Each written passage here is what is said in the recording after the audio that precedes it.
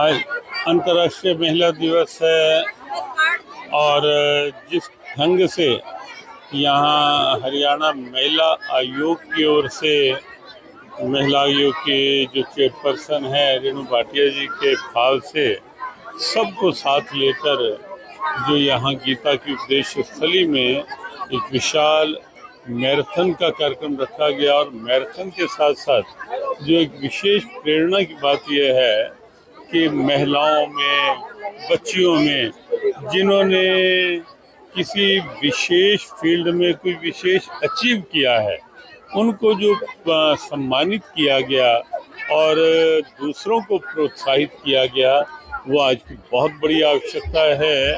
क्योंकि आज कहीं ना कहीं विकृतियां जो समाज में आ रही हैं, छोटी उम्र से ही केवल युवकों में नहीं, बच्चियों में भी कहीं ना कहीं नशा और ये तो हमें लगता है कि ऐसे जो आयोजन है बच्चियों के भीतर सुसंस्कार जगाएंगे, बच्चियों के भीतर के स्वाभिमान को जगाएंगे और उनको जीवन में कुछ बहुत अच्छा करने का प्रोत्साहन देते हैं ऐसे आयोजन है। तो आज का ये आयोजन हमें लगता है महिला दिवस केवल कार्यक्रम के रूप में नहीं, एक विशेष प्रोत्साहन के रूप में है बच्चियों के लिए, महिलाओं के लिए। आपने मन से महिलाओं के सम्मान की बात की है, चाहे बात की जाए कि महिलाओं की बात की जाए, आपको क्या कहेंगे महिलाओं की बात? निश्चित हमारी भारतीय संस्कृति में तो सदैव से, प्रारंभ से ही महिलाओं के लिए विशेष सम्मान की बात हुई ही है। जैसे मंदिर में भी हम जाते हैं तो हमें पहले महिलाओं का सम्मान है ये कि पहले सीता फिर राम, भगवान का नाम भी हमने पहले राधा फिर कृष्ण, पहले उमा फिर शंकर, लक्ष्मी के बाद नारायण है। तो इस रूप में देखें कि अब भारत की ऐसी देवियों को अनुसुईया है, सती सावित्री है, सीता है, वो देखें। और आप देखें शबरी को स्वयं राम ने, प्रभु ने सम्मानित किया है, उसकी कुटिया में जाकर कोई जात वर्ग नहीं देखा। तो वो निश्चित रूप से भारत के उस प्राचीन गौरव को फिर से स्मरण करके आज के दिन एक व्यापक प्रेरणा बनाने की आवश्यकता है। देखिए, बादशाह ने जो किया है वो माफी के काबिल नहीं है, क्योंकि इस तरह से हरियाणा की बेटियों का अपमान करना और उनके लिए इस तरह की बद्दी भाषा का प्रयोग करना, ये बिल्कुल बर्दाश्त के बाहर है। और वो 13 तारीख की हमने उनको सम्मन किया है, डेट दी है, उनको आना चाहिए। अभी भी सभ्यता ये है कि उनको आना चाहिए। अभी भी दौड़े भागेंगे तो हम उनको काम तो करने नहीं देंगे।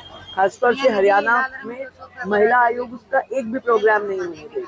और मैं आप चैनल्स के माध्यम से पूरे यूथ को कहती हूँ कि जब तक ये सम्मन की डेट पर ना आए, हम सेटिस्फाई ना हो, हमें वो क्लियर ना करे कि उसने ये वर्ड्स क्यों कहे, क्योंकि उसने जो अपना माफीनामा वो जो एज एन एक्टर फिर से उसने लगा दिया है, उसमें वो एक्सप्लेन नहीं कर पाया कि वो क्या उसकी ठेस नहीं पहुंचाना चाहता था, ये नहीं करना चाहता था।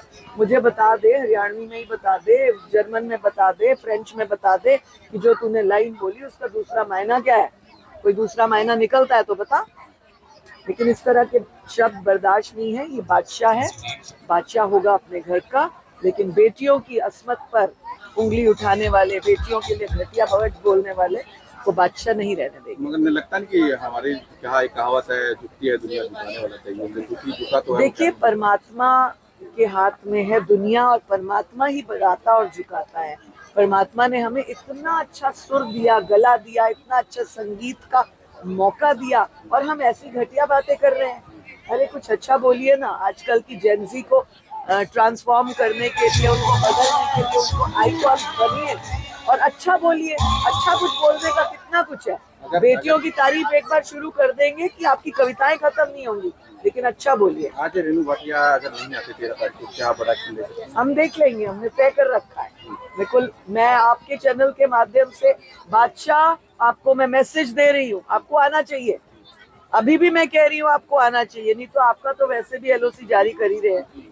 LOC जारी करने में हम कहीं ना कहीं चेयरमैन है, लगता नहीं बहन बेटियों की इज्जत के साथ इस तरह का खिलवाड़ करना। बिल्कुल, ये मैसेज बाकी सब सिंगर्स को, बाकी सब उन लोगों को भी जाना चाहिए जो कहीं ना कहीं गलतियां कर रहे हैं, जो कहीं ना कहीं चाहे रील्स के माध्यम से, चाहे व्यंग के माध्यम से, चाहे कॉलेजेस, यूनिवर्सिटीज, इंडस्ट्रीज, जहाँ जहाँ काम करते हैं, जो आदमी महिलाओं के साथ इस तरह का व्यवहार करता है, इस तरह की भाषा का प्रयोग करता है, उसके लिए ये वार्निंग है।